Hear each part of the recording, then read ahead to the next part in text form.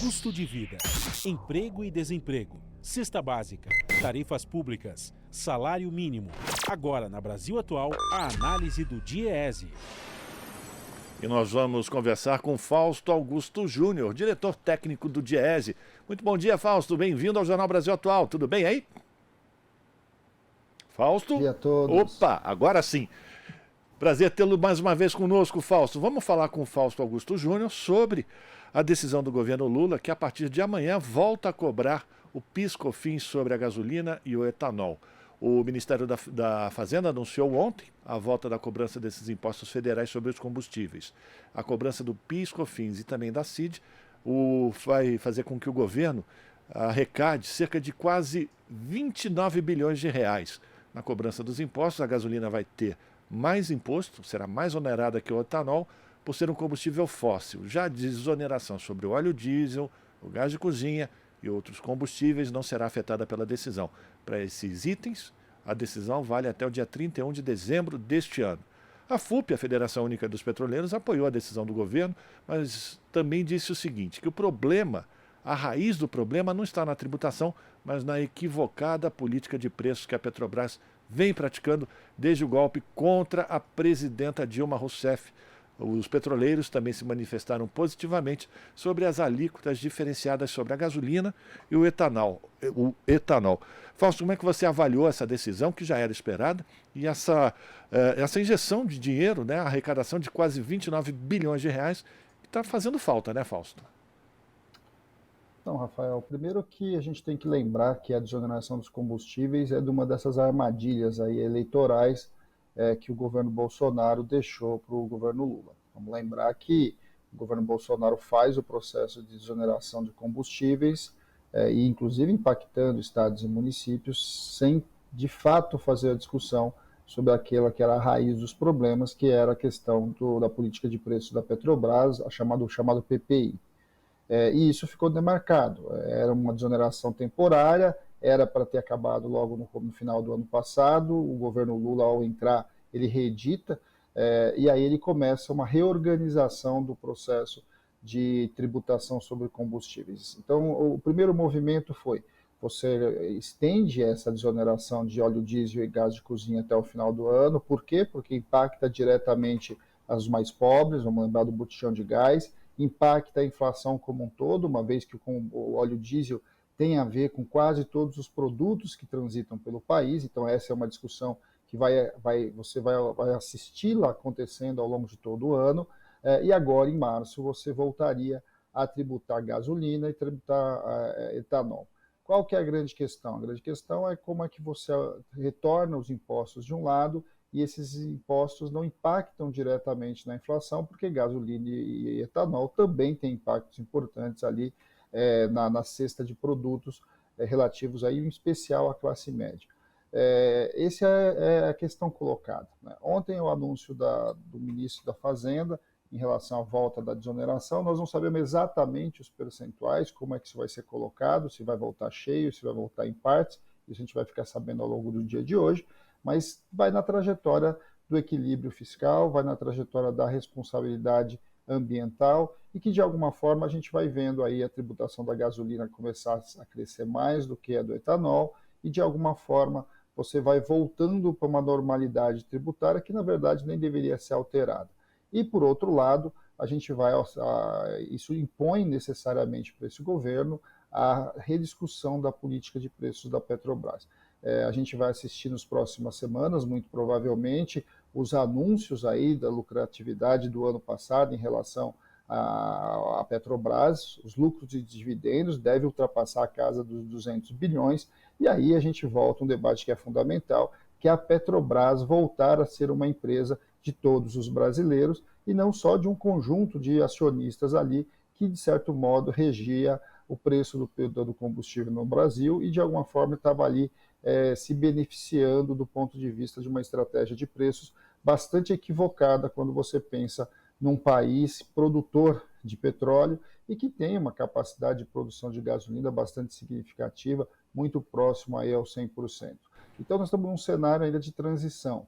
Você precisa reonerar os tributos, você precisa voltar o preço normal da bomba de combustível, de gasolina e etanol, mas você precisa implementar uma nova política, uma política que desincentive o uso de combustível fóssil, que incentive uma mudança da matriz energética e, ao mesmo tempo, você retome recursos que são fundamentais. É bastante importante, Rafael, lembrar que quando a gente está falando de tributação de combustíveis federal, né, os tributos federais, nós estamos falando de tributos vinculados à Seguridade Social, no orçamento da Seguridade, que é o caso do PIS/COFINS. De um lado, nós estamos falando de recursos para a saúde, nós estamos falando de recursos para o mundo do trabalho, aí na questão do PIS, né, seguro-desemprego, as políticas aí de emprego e renda, e que são importantes para que a gente vá reequacionando o orçamento para pensar a distribuição de recursos. É um debate difícil, porque nós estamos falando em especial a gasolina, um produto ali que impacta diretamente a classe média,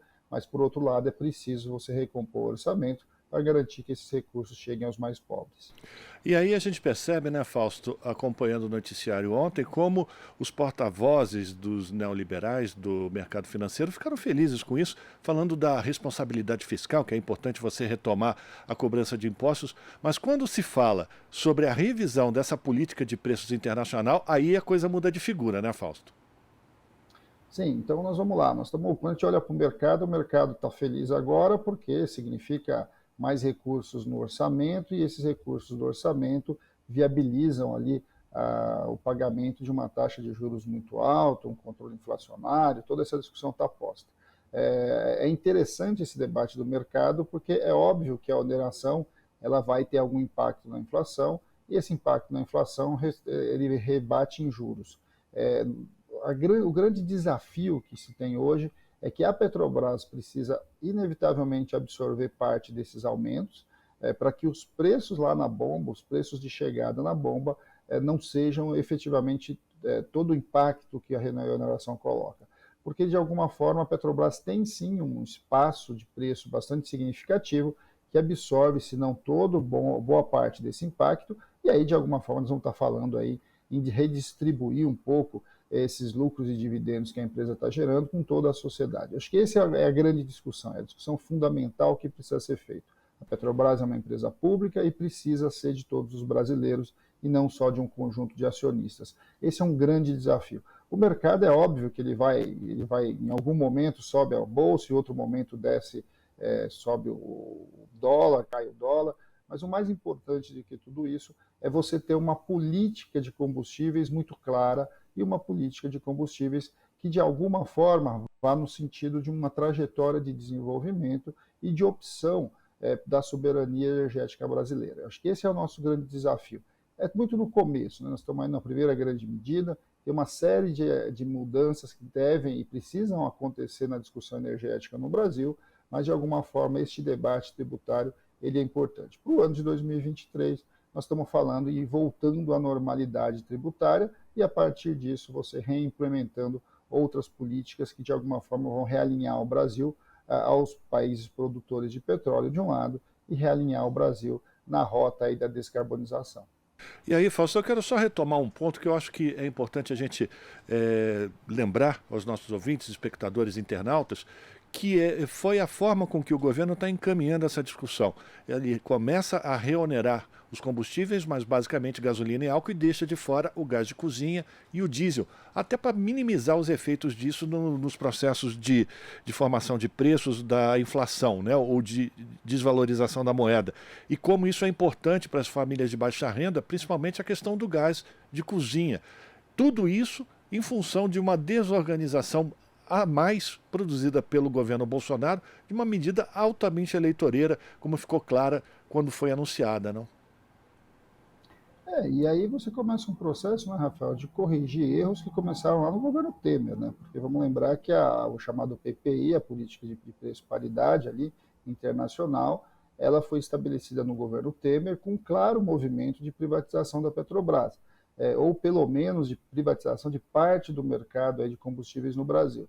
Esse foi o primeiro movimento. Depois você vê o Bolsonaro, por conta da elevação do preço do petróleo internacional, da elevação do câmbio, muito causado ali pela pandemia e depois pela guerra da Ucrânia, faz com que o Bolsonaro simplesmente não enfrente a verdadeira questão e faça o mais fácil, que é a desoneração tributária. O problema da desoneração tributária é que você tira recursos de outras áreas, né? Ou seja, você acaba, de alguma forma, colocando aí menos recursos para o Estado, simplesmente para manter ou para tentar baixar um preço que, na verdade, rapidamente é engolida pela própria movimentação internacional. Nós já passamos aí de um ano da guerra da Ucrânia, nós não sabemos quais vão ser as movimentações desse mercado de petróleo, e o Brasil não pode ficar à mercê simplesmente do mercado internacional. O Brasil precisa construir a sua política própria de segurança energética. E o Brasil tem essa capacidade. O Brasil não é um país que não é produtor de combustível. O Brasil tem uma grande produção importante, quase mais de 90% pode ser produzido de gasolina aqui no nosso país, e de outro lado, você tem uma produção de etanol bastante significativa, ou seja, o mercado ali auxiliar do etanol, ele é um mercado importante aí também na questão dos combustíveis. Por outro lado, quando você mantém a desoneração do óleo diesel de gás de cozinha, que impacta a maior parte da população até o final do ano, o que a gente assiste é definir mais tempo para você acomodar a política em questões mais delicadas, seja porque impacta mais a população em geral, mas também porque a questão do óleo diesel é uma questão um pouco mais difícil de ser equacionada, uma vez que o Brasil ainda precisa importar cerca de 30% do óleo diesel. Então, o equacionamento do preço do óleo diesel é mais complicado do que o da gasolina. Isso passa por investimento, isso passa por ampliação da nossa capacidade de refino, isso passa efetivamente por uma reorientação da nossa política aí, não só de transporte de mercadoria, mas também da questão do carbono e da descarbonização e da questão ambiental. É importante que políticas como a questão do biodiesel, ele retome com força, uma parte importante desses 30% que falta de produção do óleo diesel seja ocupada pelo biodiesel. Nós vamos avançando, né, de certo modo, para uma outra orientação de política, em que a questão ambiental se junta à questão social, para que você tome, de fato, as decisões econômicas.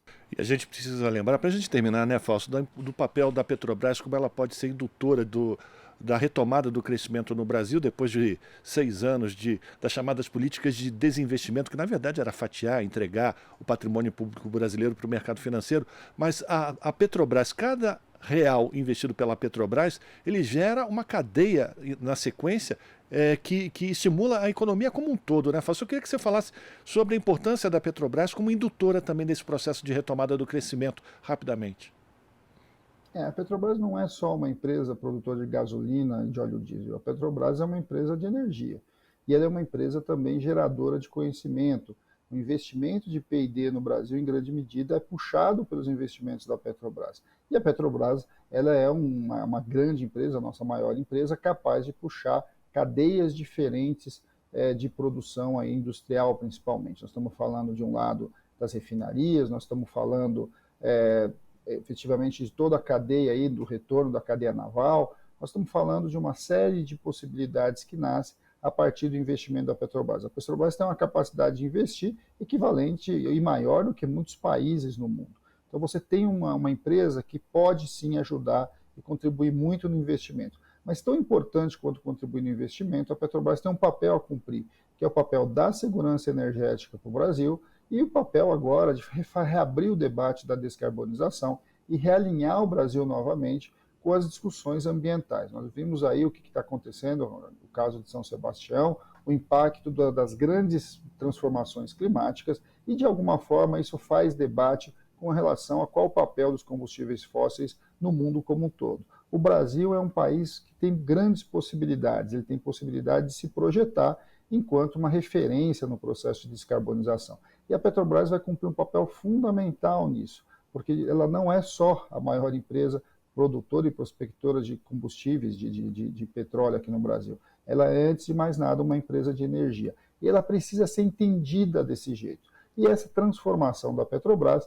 inevitavelmente, vai fazer com que o papel de recolocar o Brasil numa outra trajetória de desenvolvimento, possa e deva avançar. A Petrobras é um papel importante, significativo, e precisa ocupar o seu espaço novamente. Esse debate de combustível é um debate importante, impacta diretamente a classe média, mas ele é só o início de uma grande mudança que precisa ser operada a partir de uma outra visão de como nós vamos entender tanto a mobilidade urbana como a questão dos combustíveis em geral, para que a gente possa, de alguma forma, recolocar o Brasil na trilha do seu desenvolvimento. Agradecer a participação de Fausto Augusto Júnior, diretor técnico do DIEESE, aqui no Jornal Brasil Atual, hoje, fazendo uma avaliação da decisão do governo Lula de voltar a cobrar a PIS/COFINS a partir de amanhã, o PIS/COFINS sobre gasolina e etanol. Fausto, muito obrigado pela tua participação, forte abraço para ti e a gente volta a se falar. Um abraço, Rafael. Bom dia a todos novamente. Bom dia, conversamos com Fausto Augusto Júnior, aqui no Jornal Brasil Atual. Estamos apresentando Jornal Brasil Atual. As notícias que os outros não dão.